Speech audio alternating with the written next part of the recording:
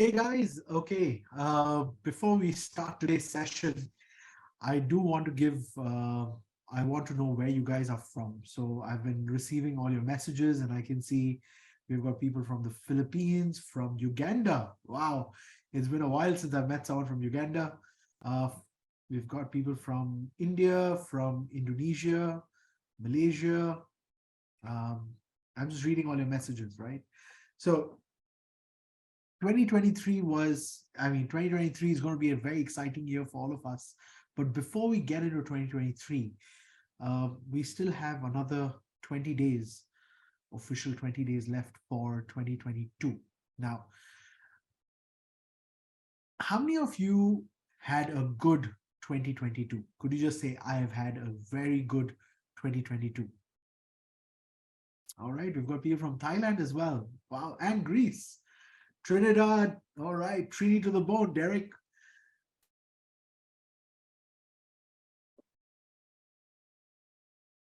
All right, from Singapore. Excellent. Okay. I had a good 2022. That's awesome, Don. Could be better. Kervin, every year could be better. Fred, I'm so glad. All right. It's good to see Fred here as well. Elaine from Malaysia. Yes, my first MDRT after 20 years. Wow, congratulations, Weeping. That's fantastic. Not a good 2022, but it's a good ending. Okay. I have had a better one. All right. Guys, 2022 was quite a unique year because we saw a major bull run turn into a recession. We saw interest rates taking a very steep hike. Um, we have seen economic sanctions being put in place. We've seen the start of a war. Um, I think this year has been a year of everything. How many of you agree that this year has been a year of everything? I mean, we saw economic chaos, we saw political chaos, we saw interest rates chaos, we saw liquidity chaos, we saw businesses going through a very interesting cycle. How many of you realize that this year was a year of everything? I mean, it's rare to have a year where so many things happen at the same time. Um, all right. Let me see. Someone saying my volume is low. Guys, is my volume low? Do tell me. I'd love to know if my volume is low. If my volume is low, then just tell me that my volume is low and I'll try to see if there's anything else. Or else you need to increase the volume on your computer. So this was a year of everything. And that's what I realized, that this was a year of everything. But it was also my biggest ever year personally. So this year I've had the most amazing year for myself. And what I realized was what changed this year for me was the fact that I was a lot more disciplined. I was a lot more focused. I have had a bad year personally. So a lot of things happened on the personal side that were not very good. And it did distract me for a while. And then I would always look back at my goal and I would say, all right, it's very easy to set a goal, but am I going to achieve it?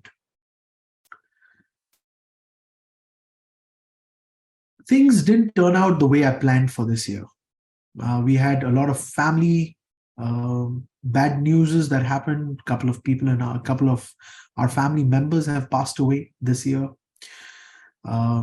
My own father, he's had a quadruple bypass this year, so we had a family emergency at our own immediate family as well. So extended cousins, immediate family. I've had a personal year that was super rough. On the business front, however, it was a very unique year because I stayed super focused on what I wanted to do. And that's when I realized that I wanted to spend time with every single one of you, because as advisors, we need to share best practices. We need to share how do we stay focused? How do we stay disciplined when things don't work out for us? And the type of clients you work with, the type of advice you give will affect not just your targets or not just the amount of commission you earn, but it also affect the way you are perceived by your clients, the way you're perceived by the profession. So what people think of you will be affected by your productivity, your discipline, your consistency, your persistency. And that's why, if you notice, insurance companies measure your persistency rate because they want to know, are you consistent and persistent with your business? Do you continue to build a business practice that is sustainable for the long term? And if there's one thing you take away from today's session, I want you to take away the way I schedule my day, the way I schedule myself, because we will always have a lot of commitments. We always have a lot of personal commitments, social commitments, business commitments.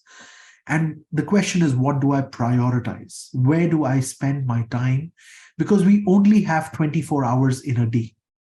So today, if there's one thing that you take away, I want you to take away the art of scheduling correct. The second thing that I want you to take away from today's session is take away the art of working with people you like. Because if you work with people you like, you will be able to get through some of the worst days with a smile. There were days when I really felt like, you know what, why am I working so hard? Why am I working so hard? Am I working for money? Then the answer is no. Am I working for fame? Answer is no. Am I working for doing charitable work? The answer is no.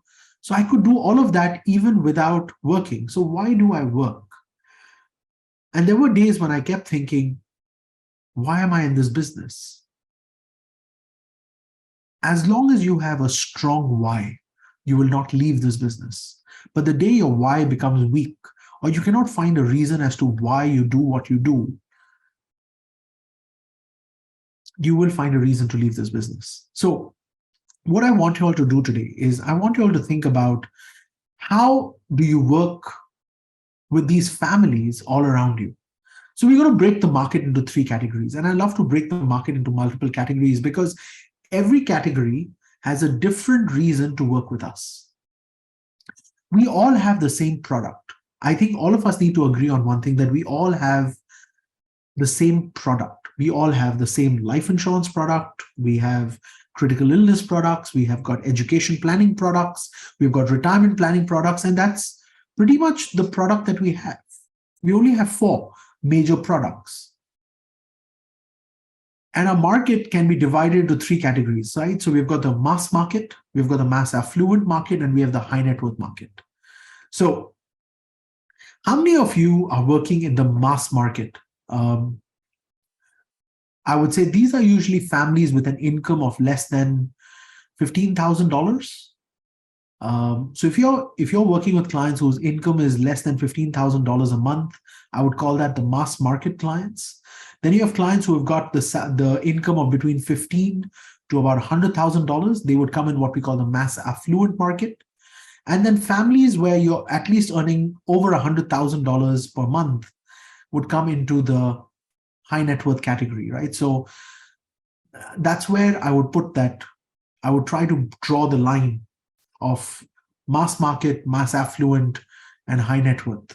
So how many of you are in the mass market type of clients? Could you just say which type of market you guys are in so that I know where you're from and what kind of market you're in? So if you could just write that down, that'll be great. So how many of you are focusing on mass market, mass affluent, or high net worth? You could be doing all 3. Just for your information, I do all 3. I have done all 3 in the past. So if you can just write down which type of market you're in. All right. So Rodney is leaving the mass market. Okay, Kervin's in the mass market. Wayne, mass market, shifting from mass to high net worth slowly. Okay, Gaurav saying that. Wendy is mass affluent, combination of mass and mass affluent. All right, mass market.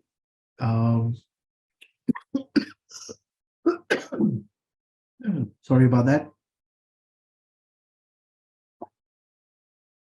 All right, so what I can see is a lot of you are in the mass market wanting to shift to mass affluent or shift to high net worth. So what I want you all to think about is the type of products that a mass market requires, the type of products the mass affluent require, the type of products the high net worth client would require. And I want you all to break this down into your product categories, that which product is suitable for mass market, which product is suitable for mass affluent, and which product is suitable for high net worths. Now, when insurance is purchased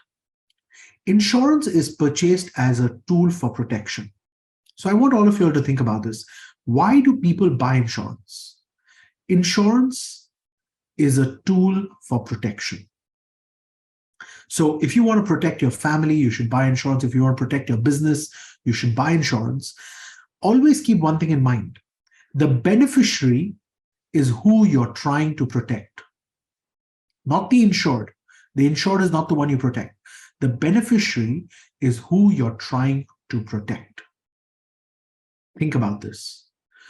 Where does the insurance policy pay the money? Whoever the insurance policy pays the money to, that is who we are protecting. So for example, if you have a mortgage insurance, you are protecting the bank.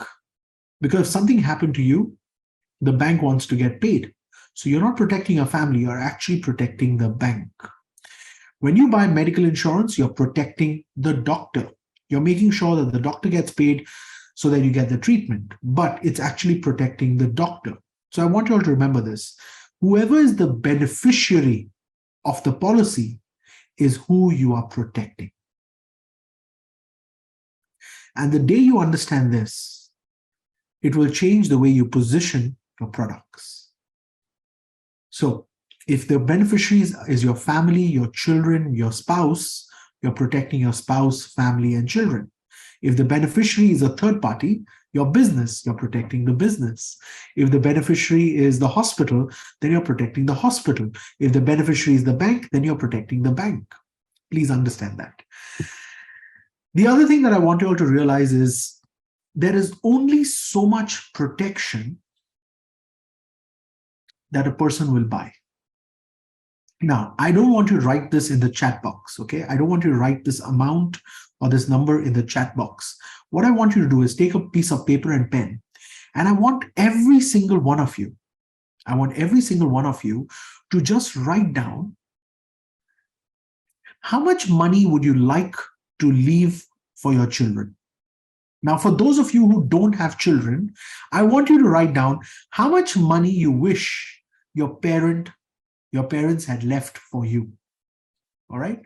So for those of you who have children, I want you to write down how much money you wish you can leave for your children.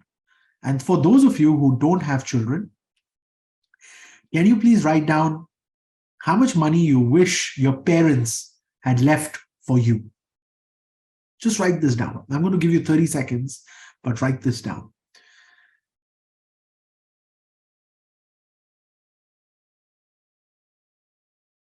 Because this number plays a very important role.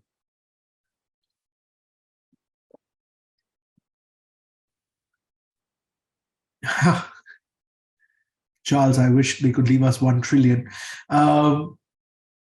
Andrew, okay, guys, like I said, this is your personal choice, so don't put the number in the chat box, but this is a number for you. All right, this is your personal choice. You don't have to write it in the chat box.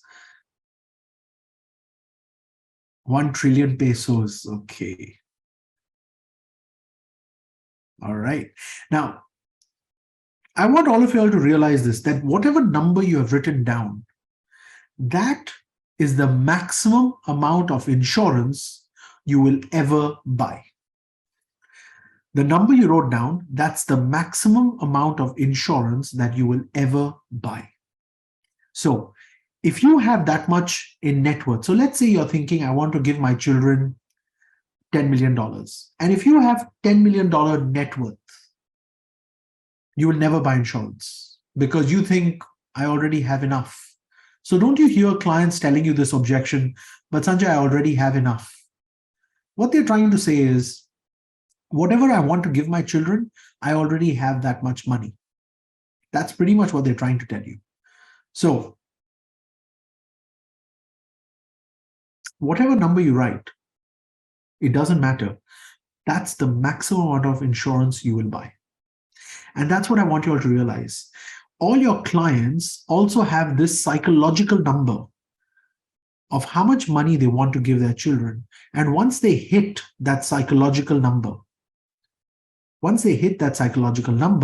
they will stop buying insurance. So insurance is a protection tool for that psychological number that's going on in your head.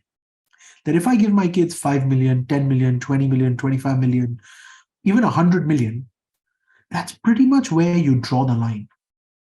After that, insurance is not a protection tool.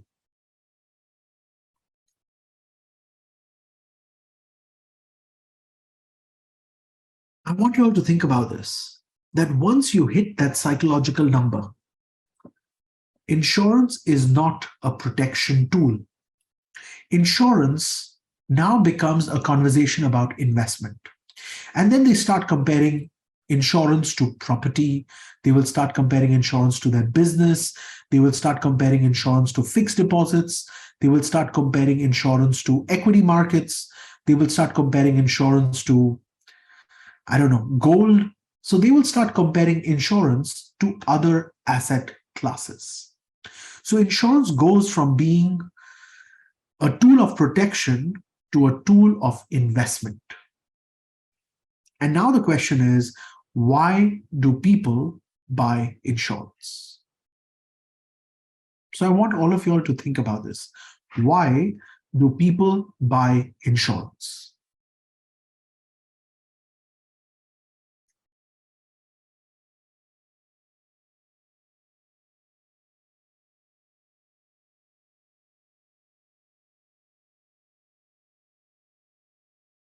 Now, so Shipra, you've asked whether it's whole life. It doesn't matter if it's whole life or term. The question is, how much insurance will a person buy? And that usually stops at that mental or psychological barrier of the number that you fix.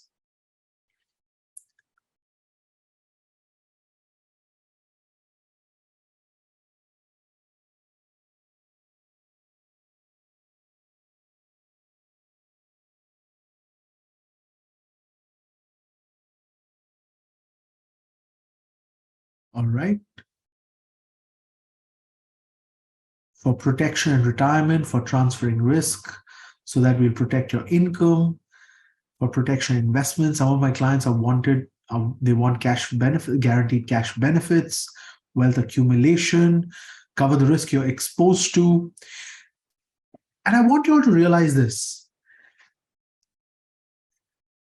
Risk is part of business. Majority of high net worth families are risk takers. I want you all to remember this. Majority of high net worth families are risk takers. They are not risk averse. If they are risk averse, they wouldn't be buying insurance.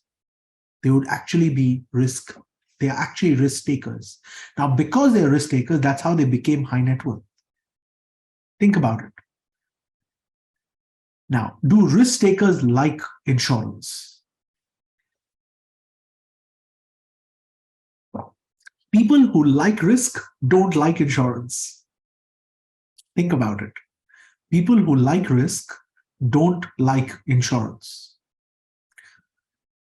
They actually like to take more risk. They like to find different ways to take risk.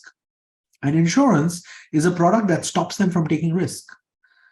It's one of the biggest reasons that a lot of high net worth families don't buy insurance, because they think insurance is only for people who cannot take risk. I'm a risk taker. So today, if there's one thing I want you all to do is I'm going to try to make you change the way you perceive insurance. Insurance is a tool that allows you to take risk. Think about this. Insurance is a tool that allows you to take risk without worrying about the consequences. Hear these words very carefully. Insurance is a tool that allows you to take risk without worrying about the consequences.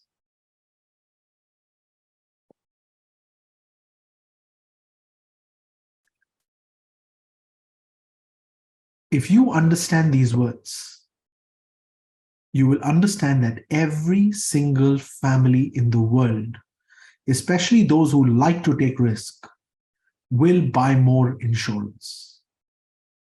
Because insurance is a tool that allows you to take risk without worrying about the consequences. Think about it. What is the biggest consequences of taking risk? Losing money, losing your net worth, losing your estate, losing your business. Well, if you have insurance, I can protect that. You see, the risk taker is always willing to lose money. That's why they're taking risk. The problem is the beneficiaries. The beneficiaries is what stopped them from taking risk. If everyone had the ability to take any risk that they like, without worrying about their beneficiaries, without worrying about the future, without worrying about the children, without worrying about the family, do you think they would take more risk or less risk? And the answer is they would actually take more risk. So why don't I remove that fear for you? Don't worry about the children. Don't worry about the future. Don't worry about the family. You take risk with your money. You take risk with your money. Don't worry about that. Because if you fail, if things don't work out, the consequences are nothing. I will still make sure your family is safe. I will still make sure your kids are safe, and I'll still make sure your future is secured. Insurance is a tool to allow you to take risk without worrying about the consequences.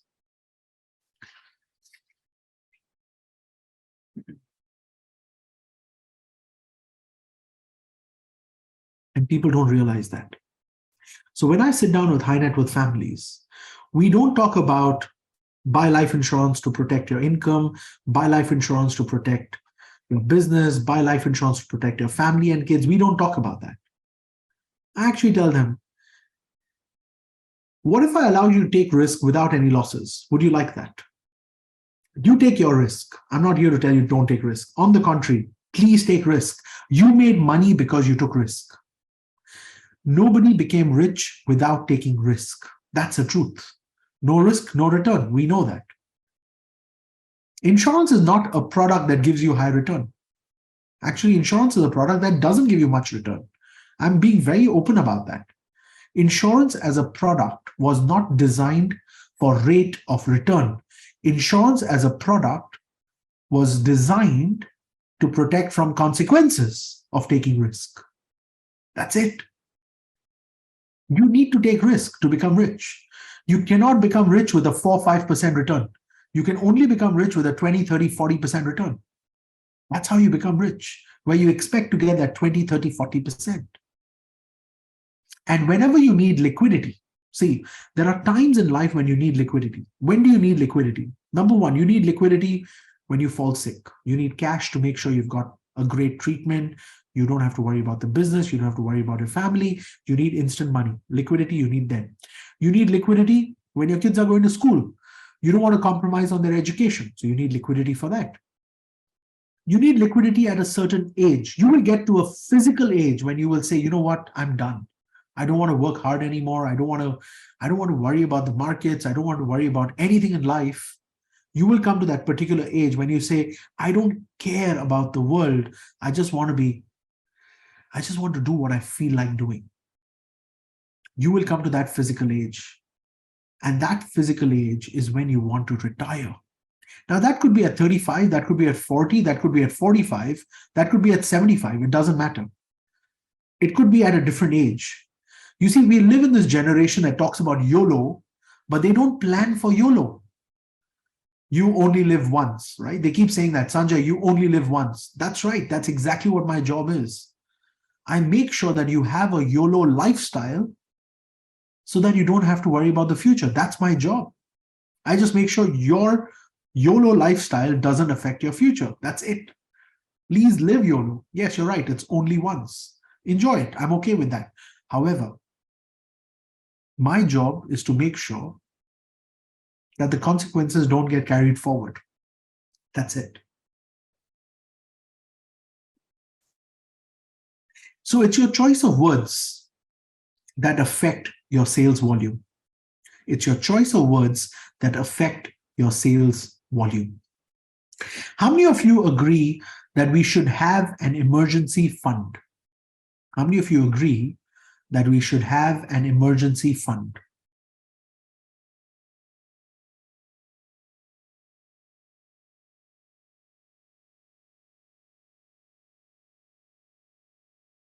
I want you all to think about this.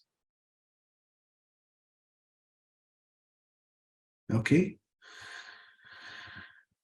Padma Priya says agree. Samuel says yes. Agnes says yes. Shipra says yes. Okay. Okay. Now I want all of you all to think about this. When was the last time you had an emergency and you used your emergency fund? So Mr. Prasad says you should have 3 to 6 months of your monthly expenses. Jason says yes. All right. First of all, when was the last time anyone used their emergency fund? Think about it.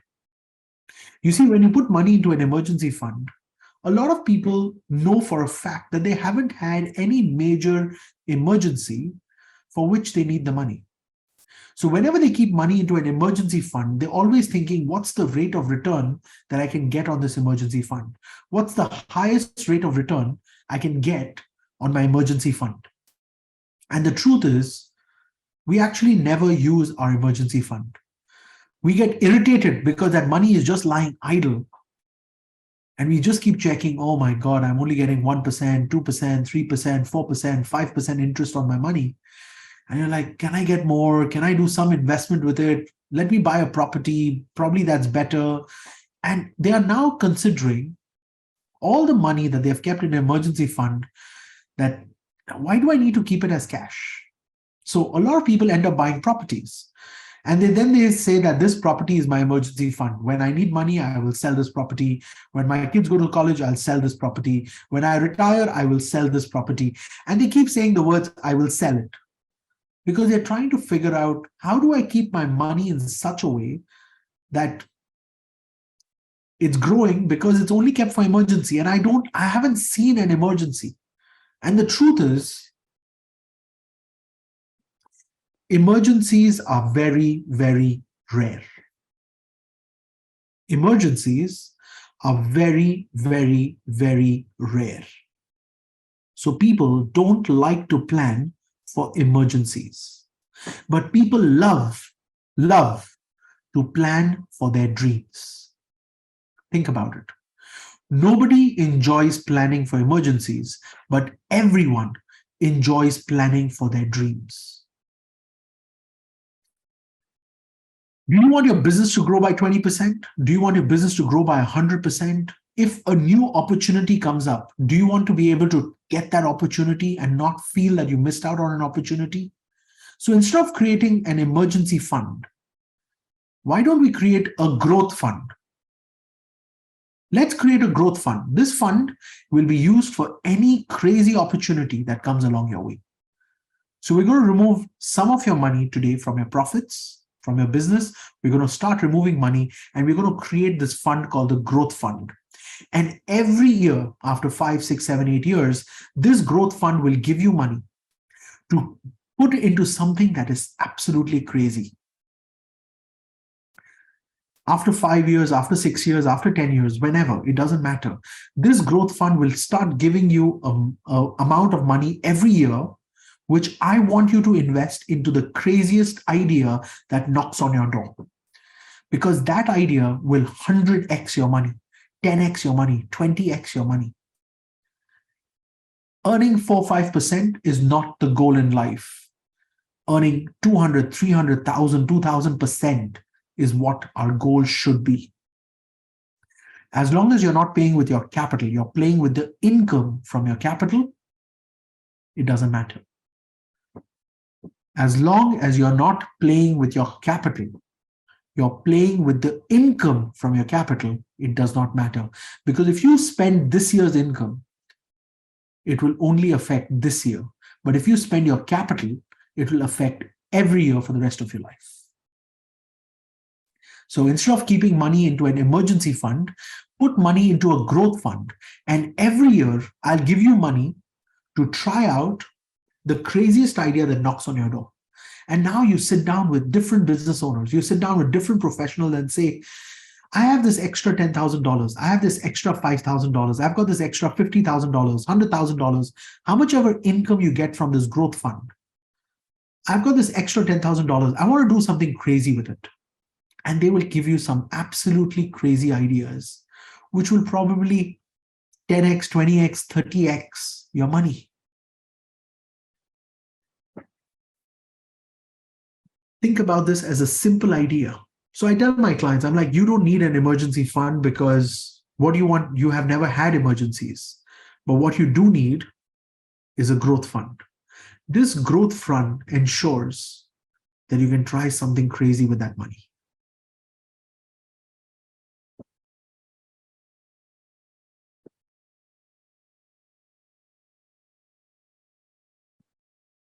So think about this. I want to tell all you advisors that there are 5 stages in our business, right? Stage number 1 is where you're earning approximately $30,000 a year. Then comes stage 2, where you're earning between $30,000 to $100,000. Stage 3 is where you are earning between $100,000 to $500,000. Stage 4 is where you're earning $500,000 to $2 million in a year. And stage 5 is where you're earning more than $2 million in a year. And once you get to stage 5, you will see a world that is very unique from the standard market. So I want all of y'all to realize this. Now, as advisors, each one of you needs to learn that you need to become a specialist. There are 2 types of advisors in the market. Advisors who give advice on all types of insurance, right? So we call them the one-stop shop. So if you're a one-stop shop, then you are like a supermarket for insurance. And supermarkets don't really work on margins, they work on volume. So they don't look at they don't look at big cases, they actually look at many cases, right? So if you are a one-stop shop, you are a volume business. But if you become a specialist, you're not a volume business, you're a quality business. So I want you all to realize, are you geared to becoming a one-stop shop, or are you going to become a specialist? If you are a one-stop shop, you need to do a lot of volume to earn money. But if you become a specialist and you choose your area of specialization, your income increases significantly, but you have to learn to say no to a lot of clients. But your income increases significantly per case, right? So for all those of you who were told that when you join this business, you need to become a one-stop shop, guys, if you want to be a one-stop shop, then you have to be a supermarket. You have to agree to do anything and everything. You need a lot of resources, you need the right manpower, you need the right technical support in place, because you're trying to do one-stop shop and you're trying to do everything. You have to be very quick, you have to do things faster. But if you become a specialist, you can actually start choosing the type of clients you work with. Now, how many of you want to choose the type of client you work with? Can you please say, I do? So I understand how many of you. So how many of you would like to choose the clients you work with?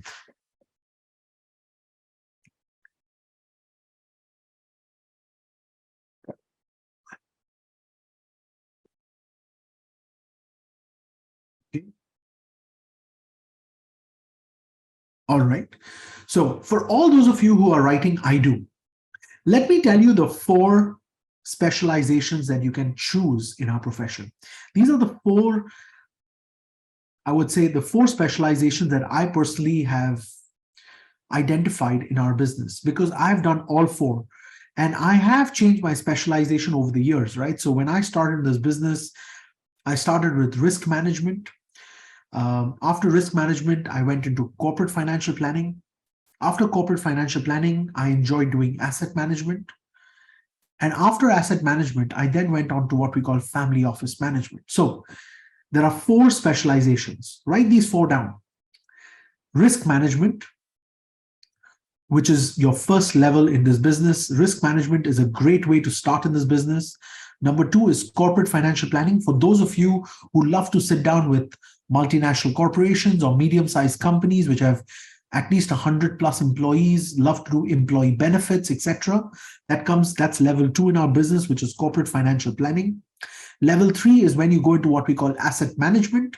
Now you're talking about all the different types of assets that your clients can invest money in and how you can help them with that investment and how do you protect their investment.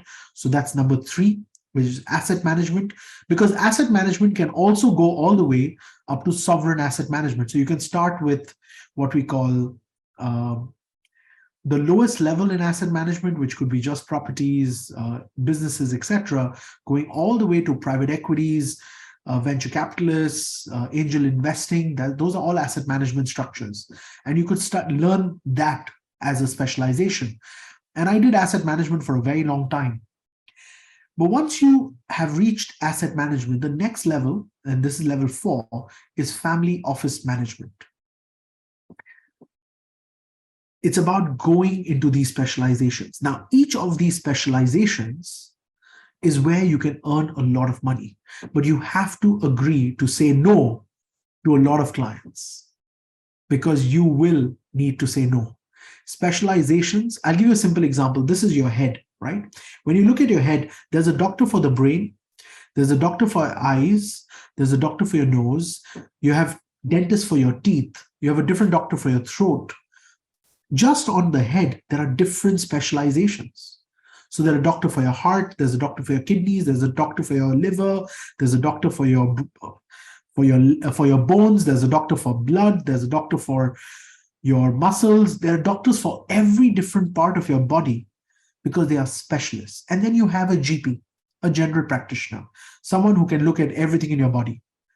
But when the GP can't figure it out, you have to go to the specialist. Now, it's the same in our business. Are you a GP or are you a specialist? As soon as you start to specialize, you can now start working with a lot of high net worth clients. Because as you become a better specialist, as you become a bigger specialist, your clientele will change. And as your clientele changes, your income will change.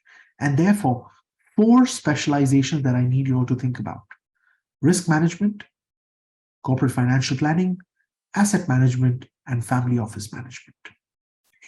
All 4 are unique by themselves, and all 4 have a different level of passion that you need to stay very good in it. So when I initially started, I love doing risk management, right? I love doing fact finding and knowing my customer and finding out what are the risks in their life. And I would sit down and identify the risks and about a family, for businesses, for individuals, and I would give them advice on risk management. Then I got excited about working with corporations, right? Allowed me to wear a 3-piece suit, sit in front of board of directors, talk to C-suite guys, talk to the HR directors, talk to the CFO, present my solutions, talk about employee benefits, retention strategies, vesting periods, board of director remuneration, C-suite remuneration. And then I realized It's very stressful for me on that point. And then I said, okay, I want to do asset management. I want to compete with how banks manage money, and I want to talk about money management strategies and how you do investments and how you manage the risk of the investments, etc. I went into asset management, and then I went into family offices where you're talking about inheritance planning, you're talking about estate planning, you're talking about retirement, you're talking about making sure there's a stream of income for multiple generational. And we went into intergenerational planning, and that's when family offices became exciting for me. So every single specialization has a different level of fun, commitment, and excitement. Whatever excites you, you need to learn to choose that specialization. Because if you don't specialize, you will not be able to present yourself or brand yourself with the right type of clients. If your clients don't know what you do, you're in trouble. So I want all of you all to realize this, that your clients need to understand what do you like to do in this business. Yes, all four of them have a different level of competence. All four of them require you to study something more. All four of them require you to learn case studies, examples, solutions, because clients want to know, what have you done for other people that would be valid to you? What have you done for other businesses that would be valid to their business? What have you done for other assets that would be valid for their assets? So people like to know that, right? And I want you all to think about this. What do you want to choose as your specialization? Because if you don't choose a specialization, we have a problem. Now, our business is like a heartbeat. If you are in this business, if you're new in this business, you would have not heard this, but if you're old in this business, you would have heard this literally every year, that our business is like a heartbeat. The small cases keep you alive, the big cases make you rich. The small cases keep you alive, the big cases make you rich. Now, if you only do big cases and you don't get a big case for a long time, you flatline. So you need your small cases, you need your big cases. You need your small cases, you need your big cases. And every single one of you needs to understand that. I like how many of you have said that family office management is what you like. Family office management is a lot of fun, but it's not that easy. So I want all of you all to realize this, that it's not that easy. There are a lot of people who will get involved when you get into family office management. You would be working with lawyers, tax consultants, attorneys. You would be working with chartered accountants, CPAs, management consultants, psychologists get involved in family office management. We even talk about career planning. So a lot of the children who are in a family office, their careers are planned in advance, what they will study, where they will study, finishing school. So there are so many things that get involved with family offices. And learning how to manage or sit down and have a conversation with a family office becomes very important. So let me give you the sales system that you need to learn at all the levels. So mass market, mass affluent, or high net worth. There is a sales system that you need. Number one is prospecting. How do you get to meet, whether it's mass market, whether it's mass affluent, whether it's high net worth, prospecting plays a very important role. How do you meet these clients? Number one. Number two, what are going to be your conversations? So what do you need to say at each level in terms of conversations? Number three, objections, every level. So whether it's mass market, whether it's mass affluent, whether it's high net worth, the objections will change. They are not the same. Think about it. Your mass market clients, the most common objection is, Sanjay, I don't have enough money. You go to the high net worth category, they say, Sanjay, I have a lot of money. I don't need insurance. So you have exactly the opposite objection.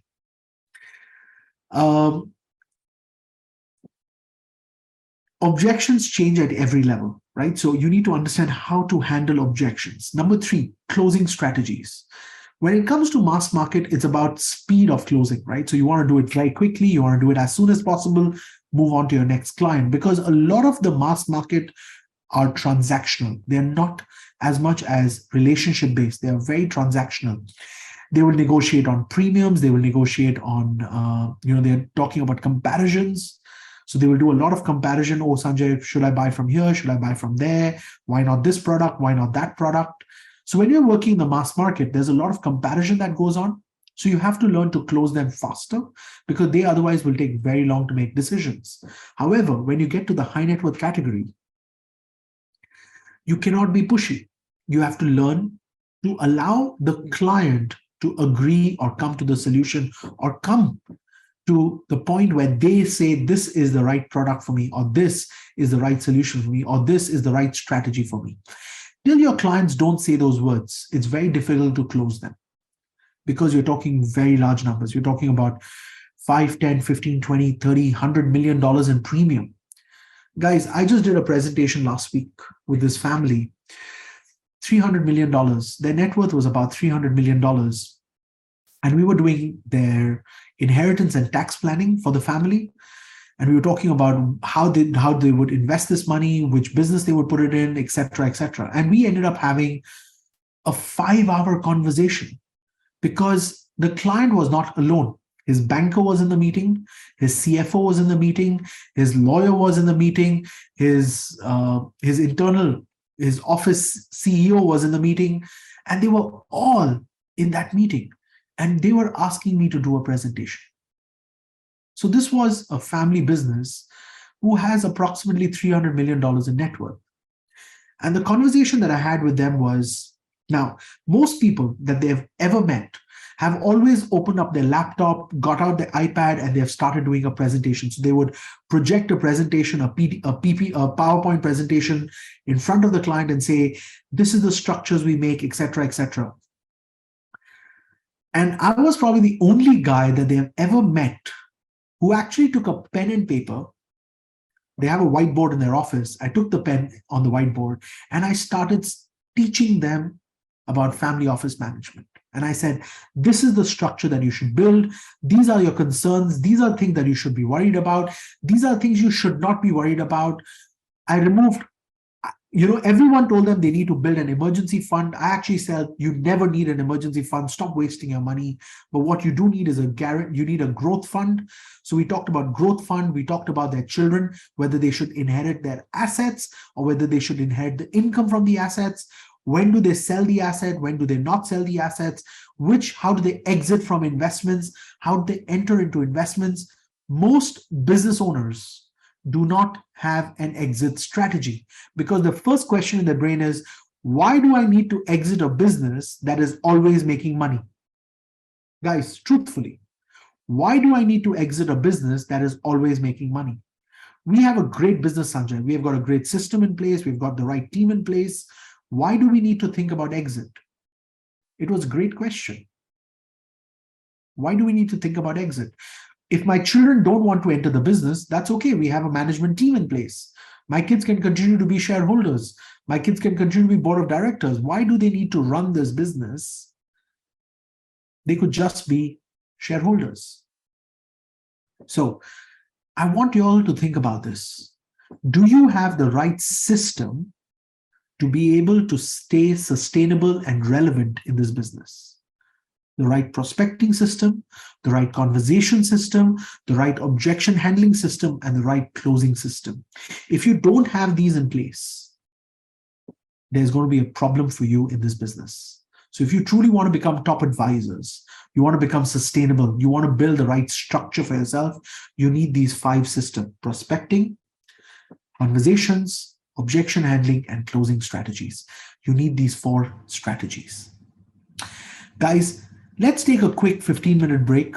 And then I do want to spend some time I want some of my own mentees to come up and have a panel discussion with me. I'm going to ask them questions and I want them to give you an answer from their perspective because they are good advisors in their own country, right? So we've got Christina from Singapore, we've got Vivian from Singapore, Kat is coming in from Hong Kong, and Binu is from India.